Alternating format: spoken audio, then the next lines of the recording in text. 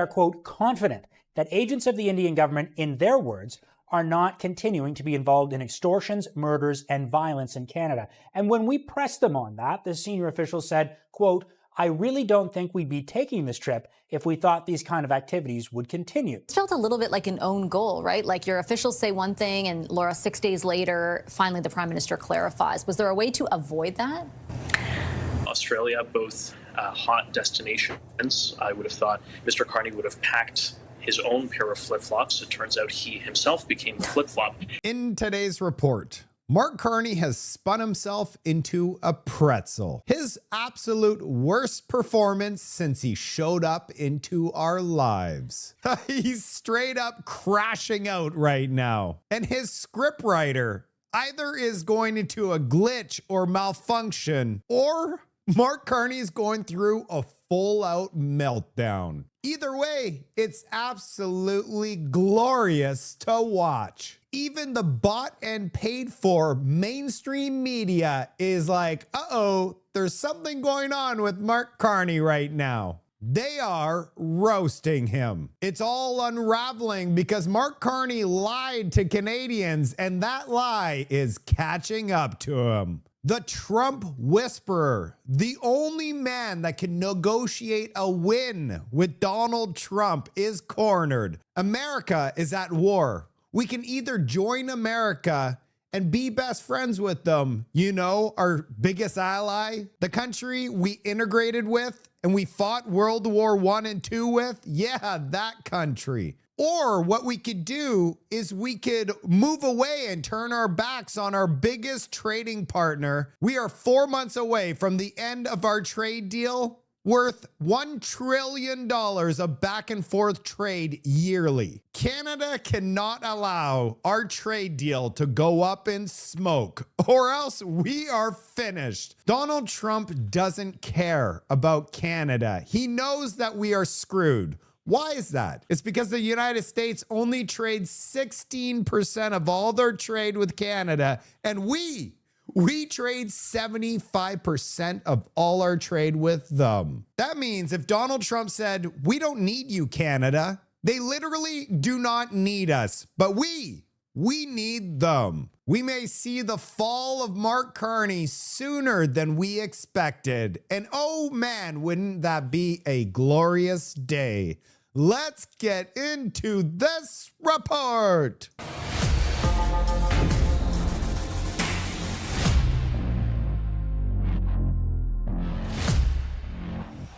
It's official, Canada. Breaking news. Canada's top general just said Canada is entering the war. We are not talking about participating to Epic Fury per se. This is not a mission that we are considering. However, our Gulf partners may require defense and support. So within that context, these would be the type of military options that we could consider. There you have it. We're sending military personnel to protect neighboring countries. So yes, we are part of this thing now. But we need to back things all the way up, because before, Mark Carney said there's no way we will enter any of this because what Donald Trump is doing breaks international law. One of my favorite patriots in Canada, Mario from the North, created an epic new website. It's called carneywatch.ca, and this thing is going parabolic. This website was launched at the beginning of this month, and there's already a sign in Ontario, Airport Road, Ontario. Mark Carney is bankrupting Canada, carneywatch.ca. Oh, this is sweet. On this website, it has everything. The Independent Accountability Project, carneywatch.ca. At the top, it has spending, broken promises, flip-flops, conflicts, mandate, policy theft, cover-up files, and travel costs. Oh, this is the best website I've ever seen. Why is it so epic? It's because you could tell your liberal friend, hey, have you checked out carneywatch.ca? It is astonishing. It's absolutely wonderful that people like you and me could actually make a difference. As the title here says, Mark Carney promised fiscal discipline. He delivered the opposite. The spending record that he doesn't want you to see. Check this out. It has all of the numbers, and I've double checked. These things are bang on. And I love this section. Carney said it, then he did the absolute opposite. Policy reversals, 21 times he changed his position. My absolute favorite, and this is the one we're going to take a look at, is Iran strikes 4 positions in 96 hours. This is what I was talking to you about, him crashing out. First, on February 28th, he said Canada supports the United States to prevent Iran from obtaining a nuclear weapon. At that time, Liberal MP Greaves broke his ranks. Former diplomats came out and accused him of abandoning international law. And then we're going to take a look at this. Canadian polling firms came out and said that his base, the ones that elected him, said, we do not support Donald Trump's war. So Mark Carney came out and said he fully backs Donald Trump's war. Then he went radio silent for 6 straight days while overseas. And then when he surfaced, he flip-flopped. I'm sure he took a look at this brand new poll that came out on March 3rd, and it said 69% strongly oppose of the war for the Liberals. Check it out on the far right here. The Conservatives, 64% say yes, we agree with Donald Trump's war. What's going on in Iran is unacceptable. For 47 years, it's been a disaster for the people of Iran. It's time for change for that population, with only 24% of conservatives saying they oppose. But check out, only 17% of liberal voters support this war. That means Mark Carney's like, oh, I know I said that I supported this thing, but once Mark Carney saw these polling numbers, he immediately flip-flopped and said, wait a second, I don't support this thing. I support international law. And here it is after Mark Carney saw the polling numbers, and then he also thought about his Davos speech, you know, the world powers and international law, and it got everybody riled up. Yes, let's vote for Mark Carney. He's our savior. And then we saw a surge in the polling numbers. I can't wait to see the new polling numbers because he has completely abandoned his Davos speech. Check this out. Alex Ballingall with the Toronto Star. In your Davos speech, you said that one of Canada's principles and the principal aspects of our foreign policy is the prohibition of the use of force that's not consistent with the UN Charter.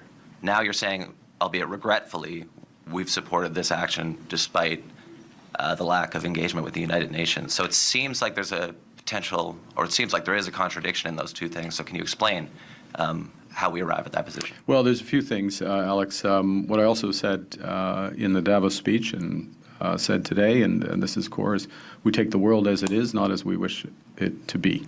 We're not going to passively wait for the world as we wish it would be. We would like international law to that's all garbage. Busted. And guess what? The Liberal supporters are looking at Mark Carney and they're like, he is definitely crashing out. I'm not going to bore you with Mark Carney's responses. We saw him crashing out, but on March 3rd and 4th, what he said is the United States and Israel have acted without engaging the United Nations or consulting allies, including Canada. So he's no longer supportive. Then today, March 5th, he comes out and he says, one can never categorically rule out participation. We will stand by with our allies when it makes sense. Oh boy. And you know what? CTV and everybody's like, let's take a look. Scampsy here absolutely roasted Mark Carney. He forgot his flip-flops. India, Australia, both hot destinations. I would have thought Mr. Carney would have packed his own pair of flip-flops. It turns out he himself became flip-flop. It's not just Iran and his statements around that we need to put attention towards. It's, of course, also his conflicting information out of his government, his officials, and himself about the role of India and potential interference in our democratic processes there. And so I think, again, Prime Minister Carney has displayed why it is that his staff has kept him away from the cameras, because there is a lot of incoherence right now and a lot of disorganization within Liberal ranks on not just the position of Iran, of course, also the position on India, and they don't want to bring more attention to that than they need to. Incoherent. This is like having a wild night at the bar and you're walking back incoherent. That is where Mark Carney is at right now. Now we have CTV straight up calling out that Mark Carney is favoring his deals for Brookfield. You can't make any of this stuff up. The sky is starting to fall for Mark Carney. I think it's quite interesting that the latter, that when he said, it depends on great corporations, I thought, boy, wasn't he the chairman of Brookfield Assets?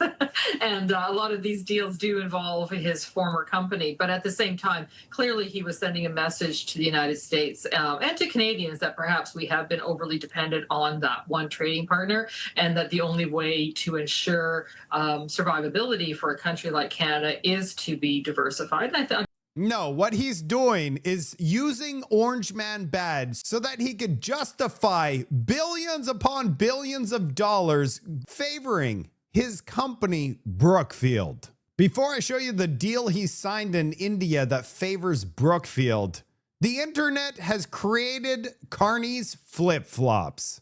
While in India, Mark Carney secured Cameco signs a $2.6 billion uranium deal with India. Cameco will supply 11,000 tons of reactor fuel to India. But that's not the real story here. Cameco owns a company called Westinghouse, which is the world's largest reactor builder. And guess who also owns Westinghouse? 51% of Westinghouse. Brookfield. And India is going to need a dozen new reactors. They now have the fuel contract, and who's going to build those reactors? Mark Carney says he works for Canadians, but every time he flies abroad, he gets a wonderful deal for Brookfield. And the biggest flip-flop of them all is India. One of Canada's top officials in the Carney government told the press that there's zero threat from India. We actually solved the problem just before they left for India. That was released. Check out what CTV has to say about this. In a background briefing to reporters, a senior official is now saying the Carney government believes that India has ceased its attempts at transnational repression in Canada. What did you take from that? Do you believe that? I don't believe that. I think the official misspoke.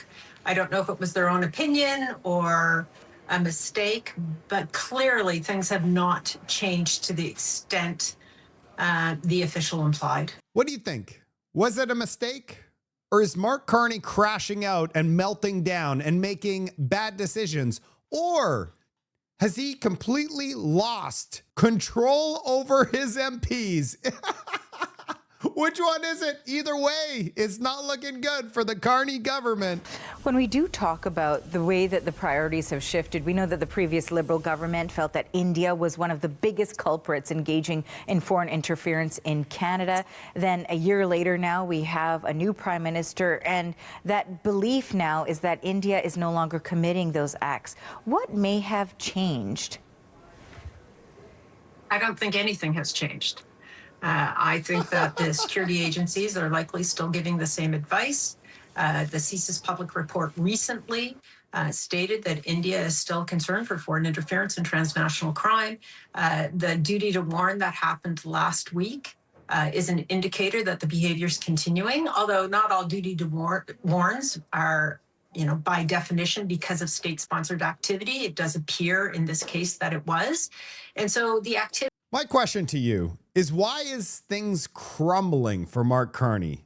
It's quite simple. Because he failed to negotiate a win with Donald Trump. Remember, he was supposed to get us this amazing trade deal in July of last year, and he's been unable to negotiate anything with Donald Trump. In fact, he's freaking out and flying around the world trying to get new trade deals.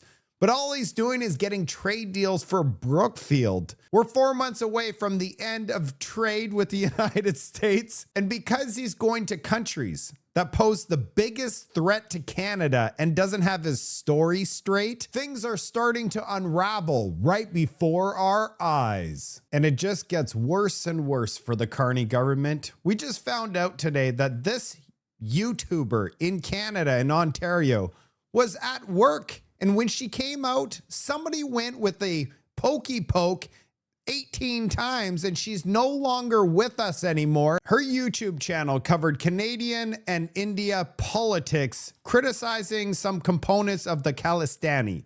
But she did not deserve what happened to her. So that threat that is gone just came back and took out a YouTuber in Canada that didn't deserve this. A new report came out and said immigration could soon account for all of Canada's population growth. No births, just immigration. That's it. Why is nobody having kids in Canada? Because it is way too expensive to live in this country. And then you want to add somebody else? You could barely feed yourself. A 2x2 box is $2,400. Then you need a car, insurance. Then you got to pay the tax man 50% of your wage. You go to the store, try to buy 3 pieces of steak, and it's over $100 today. Don't go buy coffee. That thing's up 100% from last year. Everything is up.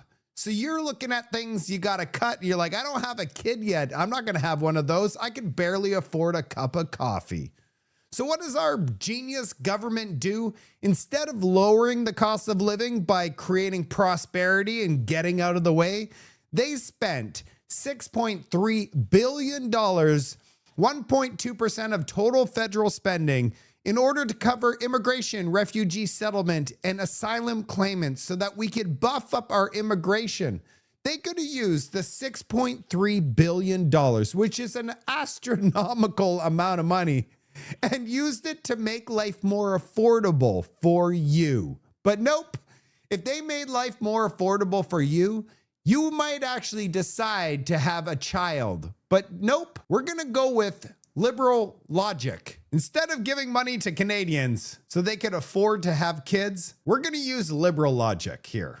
One more short clip of Mark Carney crashing out because he's having a tough time on his vacation. But Prime Minister, how can you have it both ways? How can you say I understand your first statement you said was made in hours, but you also said there was some predictability. You knew this was going to widen. So how can you have it both ways?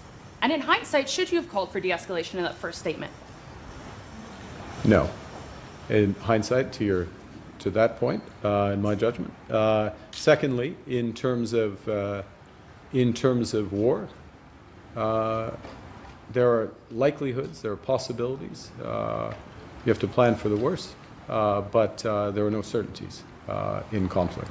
And so now that the conflict has moved on, now that the conflict is involving a much wider group, but even if, I don't want to say even if, but moving into the Gulf, moving into civilian infrastructure. Where do you think the war's gonna go? This guy's really bad. Don't you love it that he never wears a Canada pin? He doesn't even work for this country. About that white pin, Pierre Poilievre just launched a petition to appoint Don Cherry the Order of Canada. Mark Carney should actually take his white pin off and just give it to this patriot. He is a Canadian hero in my view. I always say on my show, lest we forget, God keep our land glorious and free. We need to keep fighting for this country. Thank goodness for that. CarneyWatch.ca. Go ahead and check it out. I'll put a link. Share it with a friend. I want everybody in this country to keep track of Mark Carney. And guess what? It's all done for you. All the work is done. All you have to do is click.